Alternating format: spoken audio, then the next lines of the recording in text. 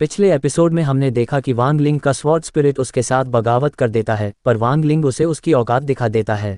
इसके बाद वह एक ग्रह पर जाकर वहां के एक पहाड़ी इलाके को 10 साल के लिए लीज पर ले लेता है। वह वहां के लोगों से यह वादा करता है कि उनकी बंजर जमीन को दोबारा उपजाऊ बनाने के बदले में वह उनसे बैड इमोशंस, नकारात्मक भावनाएं लेगा। इसी दौरान वांग लिंग अपनी चाबुक विप को भी अपग्रेड कर लेता है और अपनी कल्टीवेशन को असेंशन स्टेज के पीक पर पहुंचा देता है। तभी वहां कुछ बिन बुलाए मेहमान टपक जाते हैं। लड़ाई करने के लिए उनका लीडर वांग लिंग को चुनौती देता है। अब आगे सीन वहीं से शुरू होता है। वह वृद्ध व्यक्ति जिसने वांग लिंग को चुनौती दी होती है, उसका नाम यिनजू है, जो एक हाई लेवल से कंसर्टेव कल्टीवेटर है। वह वांग लिंग को अपने से कमजोर समझ रहा होता है। उसके चेले वांग लिंग को घेर लेते हैं। दरअसल वांग लिंग की मांग होती है कि अगर उन्हें इस ग्रह पर जाना है तो उन्हें एक लाइटनिंग कॉल्ड्रन देना होगा, जिसके लिए वह लाइटनिंग इमोर्टल टेम्पल का नाम इस्तेमाल करता है। यिनशू को वांग लिंग का लाइटनिंग पेट नकली लगता है और वह उस पर एक पाम अटैक कर देता है। वहां एक बड़ा धमाका होता है। धुआं छंटने पर दिखाया जाता है कि वांग लिंग का पपेट आगे आकर उस हमले को डॉज कर लेता है। ये देखकर यिनशू चौंक जाता है। पपेट भी जवाबी हमला करता है, लेकिन यिनशू उसे भी चकमा दे देता है। इस कारण वहां फिर एक जोरदार धमाका होता है। यिनशू का हमला बरकरार रहता है, इसलिए पपेट एक और तगड़ा हमला करता है, जिससे एक और बड़ा धमाका होता है और दोनों पीछे की ओर धकेल दिए जाते हैं। इससे पहले कि पपेट एक और हमला करे, वांग लिंग अपना हाथ आगे करके उसे रोक लेता है और कहता है कि उसे बस लाइटनिंग कॉल्ड्रन चाहिए। यिनशू को यकीन हो जाता है कि वांग लिंग कोई मामूली बंदा नहीं है और कॉल्ड्रन देने से उसे कोई बड़ा नुकसान नहीं होगा।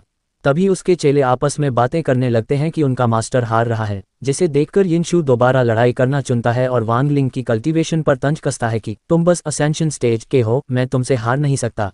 तभी वांग लिंग अपना हाथ चार्ज करने लगता है और कहता है कि तुम लातों के भूत हो, बातों से नहीं मानोगे। वह आसमान से अपनी डिवाइन टेक्निक से हमला कर देता है। ये देखकर यिनशू भी अपनी तीसरी आंख खोलता है और अपनी डिवाइन टेक्निक से जवाब देता है। वहां एक भीषण धमाका होता है। मुकाबला कांटे का चल रहा होता है। वांग लिंग यिनशू की तीसरी आंख के अंदर देखकर पता लगा लेता है कि यह भी एक डिवाइन टेक्निक है और वह अपने हमले का असर बढ़ा देता है, जिससे एक बड़ा धमाका होता है और दोनों पीछे छिटक जाते हैं। यिनशू के मुंह से खून निकल आता है, लेकिन वांग लिंग अगला हमला तैयार करने लगता है। ये देखकर यिनशू हार मान लेता है और लाइटनिंग कॉल्ड्रन दे देता है। वांग लिंग के हाथ में भी चोट लग जाती है, लेकिन वह तुरंत उसे हील कर लेता है। वांग लिंग यिनशू को कॉल्ड्रन के बदले सौदा करने को बोलता है, लेकिन यिनशू वांग लिंग से रूढ़ होकर बात करता है। वांग लिंग किसी का उधार नहीं रखता, इसलिए वह पपेट को इशारा करता है। वह कहता है कि वह उसके साथ एक सौदा करना चाहता है, वह उसे एक डिवाइन टेक्निक देगा अगर वह अपनी थर्ड आई डिवाइन टेक्निक उसे दे दे। पपेट ग्रह से एक बीस्ट उठाकर ले आता है और वांग लिंग उसे अपने व्हाइट ड्रैगन में कन्वर्ट कर देता है, जो एक अनब्रोकन शील्ड की तरह काम करता है। यिनशू उसे परख कर देखता है और उसे यह टेक्निक बहुत पसंद आती है। वह सोचता है कि यह आर्ट इनक्रेडिबल है और यह उसके क्लैन के सम्मान को और बढ़ा देगा। वह इसे आसानी से किसी को नहीं देना चाहता। फिर वांग लिंग उसे वापस ले लेता है और जाते जाते बोलता है कि अगर उसे यह सौदा पसंद नहीं तो वह इसे भूल सकता है। यिनशू वांग लिंग के गायब होने से पहले ही उसे रोक लेता है और सौदा करने के लिए मान जाता है। वह अपनी थर्ड आई डिवाइन टेक्निक दे देता है और मन ही मन सोचता है कि वांग लिंग इसे उसके लेवल तक हासिल नहीं कर पाएगा। वह वांग लिंग से कहता है कि इसके बारे में किसी को मत बताना, और फिर दोनों अपने अपने रास्ते निकल जाते हैं। सीन बदलता है। हमें उसी पहाड़ का सीन दिखाया जाता है जहां उसने अपना डेरा डाला होता है। वांग लिंग उसी कॉल्ड्रन को हाथ में लिए सोच रहा होता है कि पिछली बार की तरह वह दोबारा थंडर इमोर्टल रियल्म का रास्ता बनाएगा। वांग लिंग उस कॉल्ड्रन को हवा में उछाल देता है और आसमान का रंग बदलने लगता है। धीरे धीरे आसमान नीला हो जाता है और ऊपर से नीले रंग की बिजली कॉल्ड्रन में गिरने लगती है।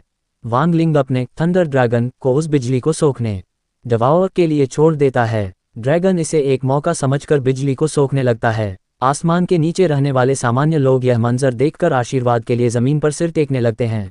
ड्रैगन बिजली सोखने में लगा रहता है। वांग लिंग और ज्यादा बिजली सोखने के लिए हाथ आगे बढ़ाता है, जिससे बिजली 7 रंगों या उससे भी ज्यादा रंगों में बदल जाती है। ये देखकर स्वॉर्ड स्पिरिट की आंखें फटी की फटी रह जाती हैं। थंडर ड्रैगन और बिजली सोखने के लिए आगे बढ़ता है, लेकिन ये रंग बिरंगी बिजलियां कुछ ज्यादा ही शक्तिशाली होती हैं, जिससे वांग लिंग को खून की उल्टियां होने लगती हैं।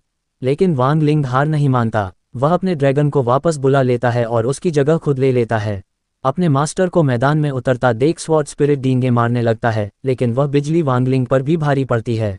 वांग लिंग अपनी पूरी ताकत लगाकर उस थंडर कॉल्ड्रन पर एक पंच जड़ देता है, जिससे कॉल्ड्रन पर दरारें आने लगती हैं। कॉल्ड्रन वांग लिंग का मुक्का सह नहीं पाता और धमाके के साथ टुकड़ों में बन जाता है। सीन बदलता है, हमें एक अलग जगह दिखाई जाती है जहां कुछ लोग एक बड़े से गेट के आगे बैठकर कल्टीवेशन कर रहे होते हैं। उनमें वह बंदा भी होता है जिसने पिछले एपिसोड में वांग लिंग से थंडरपूल में मदद ली थी। सीन शिफ्ट होकर एक और बंदे पर आता है जो पिछले एपिसोड में उन लोगों से पंगे लेने वाला था। उन दोनों में कुछ देर तक बातें होती हैं जिन्हें मैं यहाँ नहीं बताऊंगा।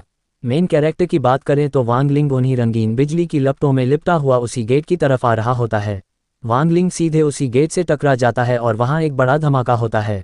नीचे जितने भी कल्टीवेटर होते हैं वे चौंक जाते हैं। उनमें से वह बंदा जिसने वांग लिंग से मदद ली थी उसे पहचान लेता है। वांग लिंग उस सील्ड गेट के अंदर चला जाता है लेकिन उसकी हालत बहुत खराब हो जाती है। वह तेजी से जाकर जमीन पर गिरता है जिससे एक बहुत बड़ा धमाका होता है। धूल हटने के बाद वांग लिंग पूरी तरह थका हुआ और घायल दिखाई देता है, इसलिए वह तुरंत कल्टीवेशन पोजीशन बनाकर हील होने लगता है। साथ ही वह थंडर इमोर्टल रियल्म को स्कैन करने लगता है। सीन शिफ्ट होकर एक दूसरी जगह दिखाया जाता है जहां एक बूढ़ा कल्टीवेटर एक पेड़ के नीचे अपना मुंह खोलकर सो रहा होता है। तभी उसके मुंह पर एक मकड़ी कूद जाती है और वह जाग जाता है। जागते ही वह वांग लिंग की मौजूदगी का पता लगा लेता है और आसमान में एक ट्रैप जैसा कुछ बनाने लगता है। इधर वांग लिंग पूरी तरह से रिकवर हो गया होता है। वह ऊपर जाकर उस बंदे की बातें याद करने लगता है जिसने वांग लिंग से मदद ली थी कि यहाँ पर बहुत सारे दुर्लभ और रहस्यमय खजाने मिलते हैं जो कल्टीवेशन को तेज कर देते हैं। इतना सोचकर वांग लिंग अपने आसपास को स्कैन करने लगता है। उसे एक जेड बॉटल दिखाई देती है जो किसी खजाने जैसी लग रही होती है। वह उसे लेने के लिए वहां पहुंचता है और उस बोतल को उठा लेता है। अचानक पीछे से कोई हमला करता है। ये शू फैंगहन जू फैंगन है जो शू क्लैन से होता है। वह बोलता है या तो उस जेड बॉटल को नीचे रख दो या फिर मरो। और यहीं पर एपिसोड खत्म हो जाता है। अगर आपको मेरा एक्सप्लेनेशन अच्छा लगा तो मेरे वीडियो को लाइक करना न भूलें और आगे के एपिसोड के लेटेस्ट एक्सप्लेनेशन के लिए चैनल को सब्सक्राइब जरूर कर लें। मिलते हैं आपसे अगले वीडियो में।